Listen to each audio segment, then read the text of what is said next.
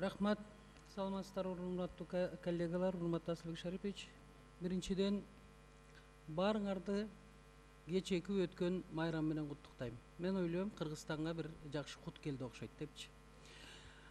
Мен баяндамачыга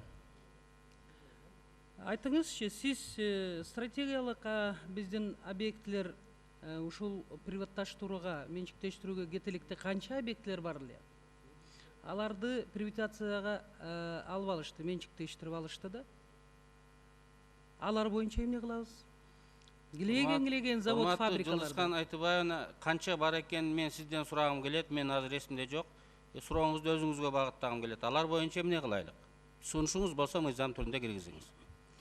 Мындайда, урматтуу коллегалар, эгерде биз мына ушундай мыйзамдарды кабыл алууда ойлонсок, бизде стратегический маанидеги ишканалар бар, көп, болгон. Завод, фабрикаларды баары тең менчиктештирип алып, анан көптөгөн инвестиция алып келебиз. Ошону менен ушул ишканаларды алдыга жылдырабыз деген. Бирок ошол эле ишканалардын бүт оборудованияларын металлолом кылып сатышкан. Эмне гана кылышкан эмес. Эмне үчүн аларды биз көз жаздымга калтырышыбыз керек?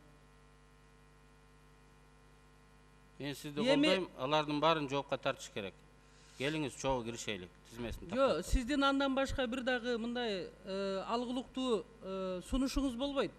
Өлтүрүш керек, соттош керек. Өзүңүз айтып атпайсызбы аларды эмне? Анда тим коёйлук. Анда тим коёйлук. Мындай кылайын, өкмөттөн өчүрүп турайын. Урматтуу депутаттар, мыйзам өтөлүкчү ошол жердеги беренелерге. Макулбу? Жок, мыйзам өтөлүк, өкмөңүздөргө тең. Өкмөңүздөргө тең. Микрофондорду бергиле суроо үчүн. Жылысхан Айтыбаевна, продолжайте. Мен суроо бербей эле коеюнчу, өзүм оюмду айтып коеюн. Берсең да, бербесең дагы анын эч бир жыйынтыгы чыкпайт.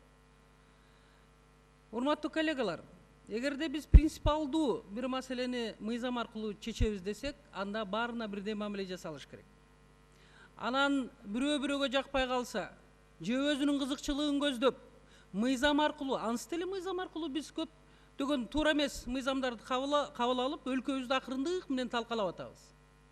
Кантип ушуну байкабай атасыңар?